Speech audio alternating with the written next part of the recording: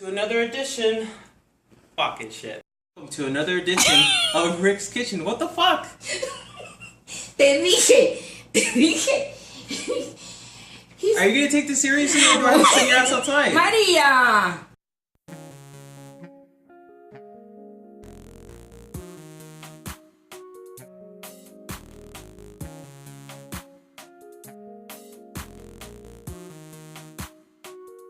To another edition of Rick's Kitchen. I am your host, Rick. On today's episode, I'm going to show you how to do signature Rick burgers. Now, what you're going to be needing is about 2 pounds of beef chuck, ground up beef chuck, and we're also going to be making a little bit different turkey burgers. They're still going to be Rick burgers right here. This is about 2 pounds of turkey ground meat. What you're also going to be using is this is a maple flavored bacon. I wanted to try maple flavored bacon. It's a little bit sweeter. Maple makes sense. Also, the last ingredient of our Rick's burgers is cheese. Now, you're gonna see a little bit later why these are so different, or I consider them different. I can just tell you now. We're gonna be stuffing the cheese inside the burgers. So let's get started. So your first step is to take your bacon and chop it up into bits. We're not gonna be using our stove today. We're gonna be using the grill. If you're gonna be using the grill, you're gonna want to get yourself a pan and put parchment paper down. So when you take your bacon, you're gonna chop it up into bits. You're gonna want to. I'll go ahead and show you in new strips, but basically chop them into little bits as best as you can. It's a little hard. They kind of give a little pull because they're raw, of course. But kind of just, you're always going to want to keep a sharp knife in handy. That's for sure. So there you go. Put that all in there. Try to separate them as best as you can. You want to give them room enough to cook so that they don't clump up on you. Okay? So I'll show you with these strips here. So you take these strips, you halve them, like so. Put that aside there. And it gives you a little bit of an easier way to chop them up into little bits, like so.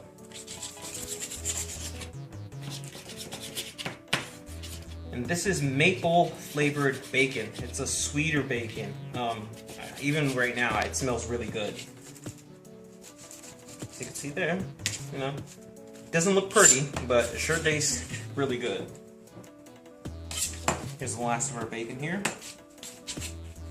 And I'm going to go ahead and show you how I cook this on the grill. So you see I split it in half. If the bacon is too thick or too wide, I go ahead and split it in half right down the middle. And there you go. We'll start chopping up.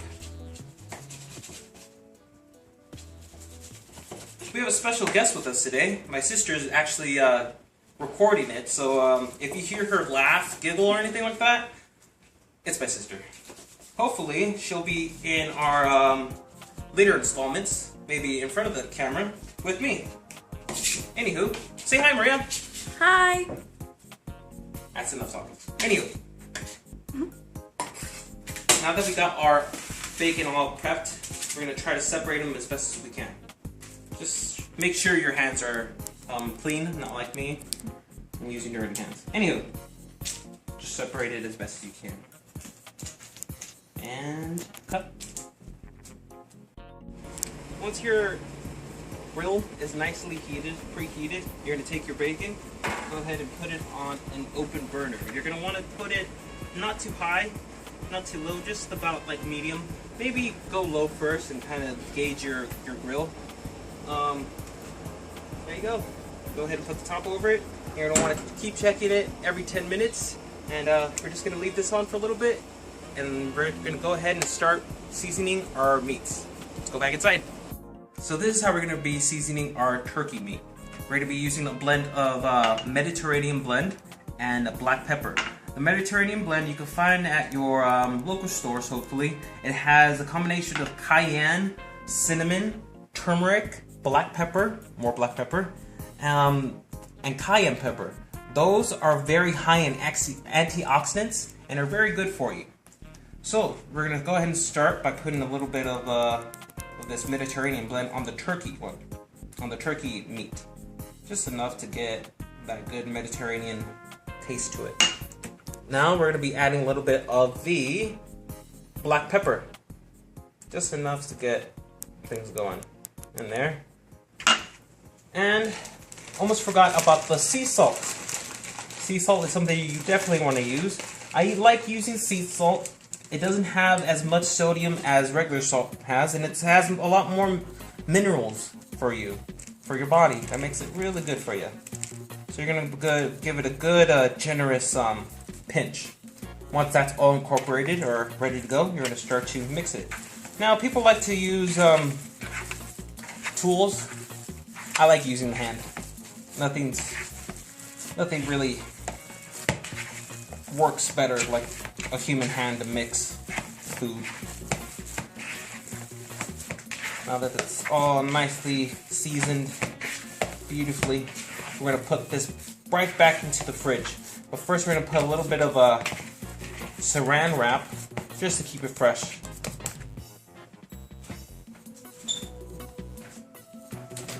These are very good, by the way. This is like a good saran wrap cutter. You won't have to be fudgeting with it. You know how it always sticks to you. It works really well. So you basically just, if I can get it, pull up. Make sure it's nicely fastened on one side. Pull a little bit more, and then just push down. There you go. Less fuss. Okay, so you're gonna put this right back into the fridge, just so none of the fats can start to break down on you. Now let's start with the red meat. Red meat, we're gonna be doing a little bit different. We're just gonna keep it simple and put black pepper and sea salt. So let's go ahead and start with that one.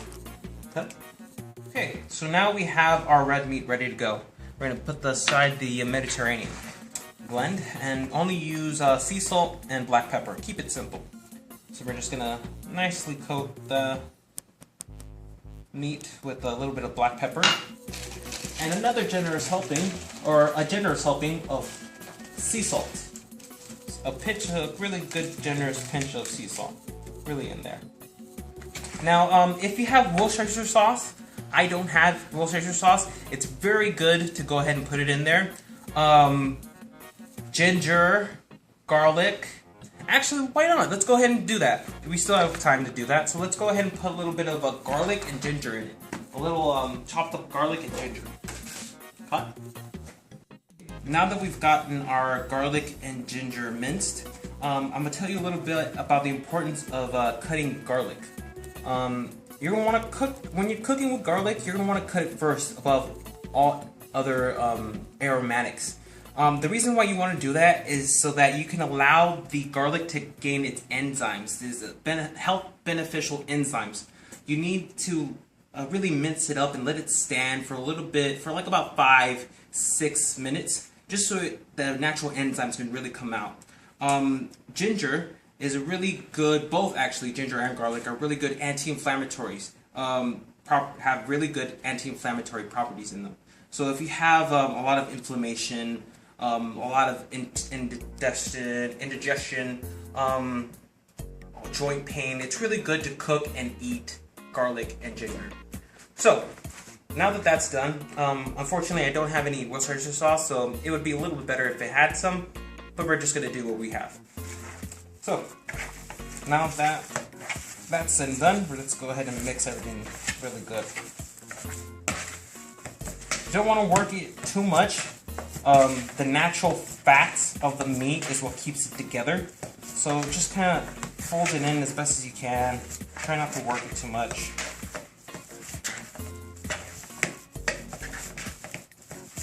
Okay. So now that that's done, we're going to go ahead and put saran wrap with that one as well. Let's put that on there. I'll show you again how to do this one. Over, under, and snap. A little harder, but hey, it got the job done. We're gonna go ahead and set this back in the fridge. Go ahead and cut.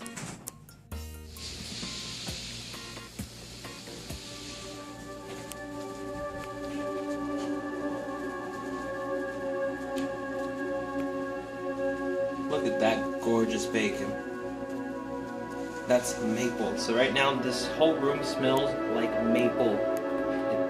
It's syrup. It's really delicious. Now, here's another important thing that you're going to want to remember when you're cooking. I like to save my bacon fat. I like to cook with bacon fat. I also like to cook with coconut oil, rapeseed oil, and avocado oil. Mainly because I don't like using processed oils like canola oil, vegetable oil. Anything with soy in it, I try to stay away from it. I just don't trust soy. There's a lot of reports out there that says that it causes inflammation and causes cancer. So I kind of try to stay away from that. You can cook with bacon. You can cook. It's basically fat. You can bake with bacon. This is what I like to do. I take a strainer and I take a container like this and I just drain it. And if any little bacon bits get stuck, may fall through, at least the strainer there will catch it. So you basically want to just strain it as best as you can. You see a little bit of the bacon kind of falling out of it, but it's all good. We're just going to go ahead and put it right back in there. Okay.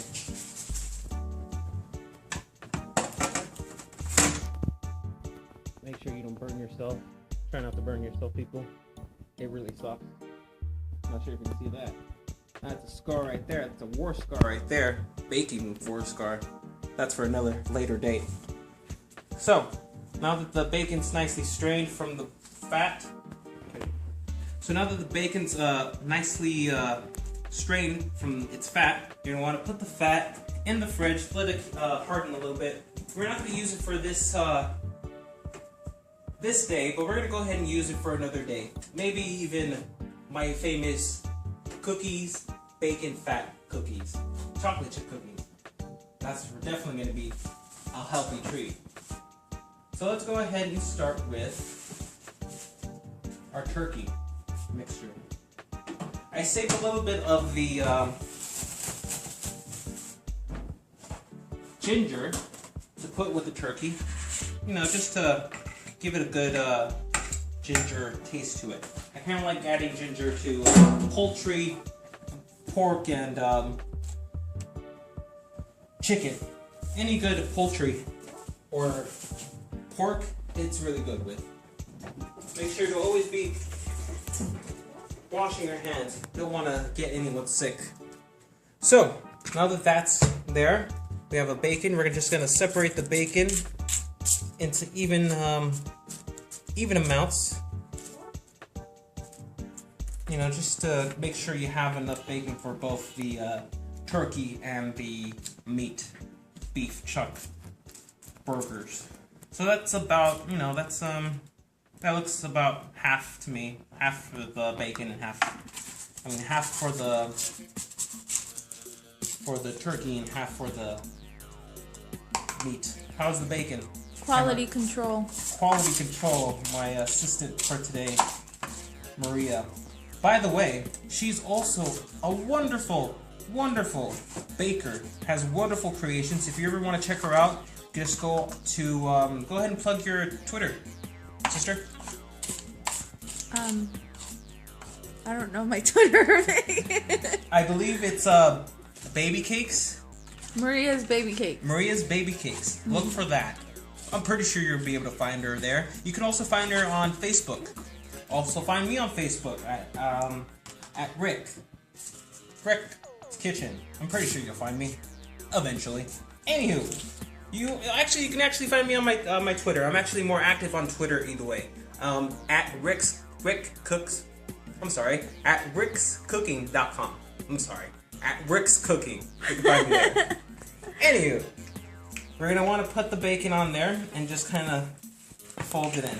Like I said, you don't want to overwork it because the fat, your hand's like pretty hot, and the fat kind of just melts with the heat. So that bacon's pretty awesome, isn't it? Mm-hmm. It's gonna be really good with the burgers. Rick's Burgers, that is. Rick's Signature Burgers. Rick's that's Signature Burgers. So now that the bacon's nicely incorporated there. We're gonna start forming them. This is the fun part, the formation of the Rick Burger. Okay. Say it again slower.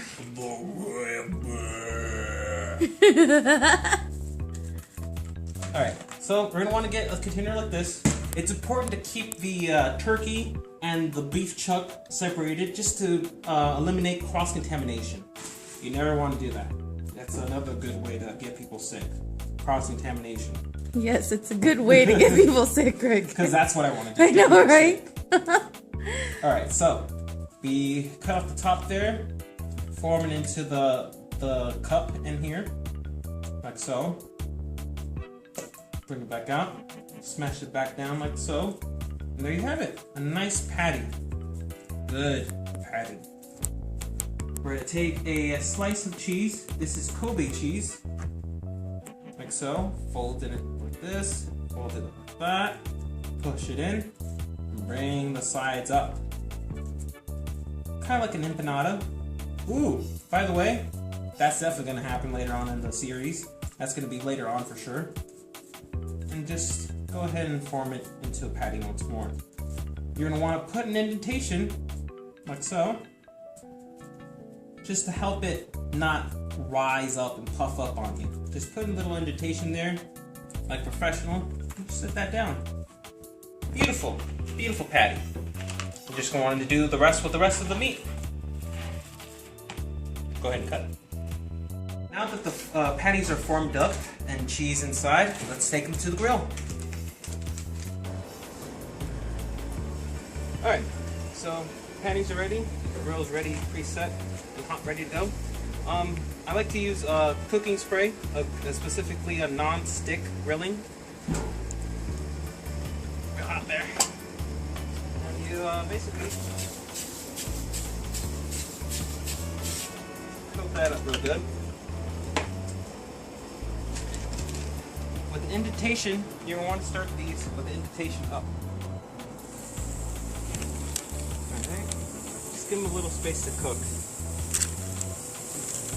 And since we're doing two different types of patties, we're going to want to keep them separate. So let's put meat on this side and turkey on this side. Indentation, same. Down. Indentation, down. Two little ones for my niece and nephew. Put these over here.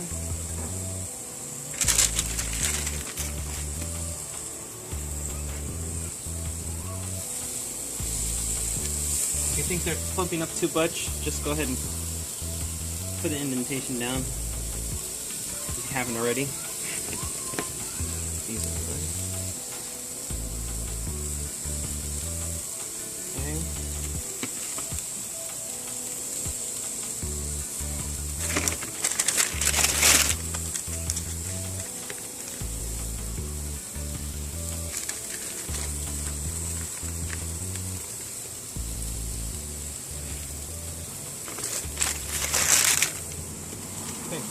So we'll set that and we'll leave it like that for now. Okay, we're gonna come check on these every 10 minutes just to make sure that they're not burning. And let's go ahead and put the cover on them. Alright. After everything's said and done, after all the patties are cooked, you're gonna wanna assemble it to your leisure. I'll give you a little hint of how you can. Here's the chuck beef one. I put a little bit of chopped up avocado with a spring green garnish. I used a wheat bun, as you can see there, very beautiful, looking very, very delicious. And for our turkey, I sliced the avocado with same spring greens, and I'm using a King's Hawaiian sweetbread on this one. So go out there, try your own type of garnish, tomato, onion, do what you want. Until next time, this is Rick telling you, cook what you want and be happy. See you next time.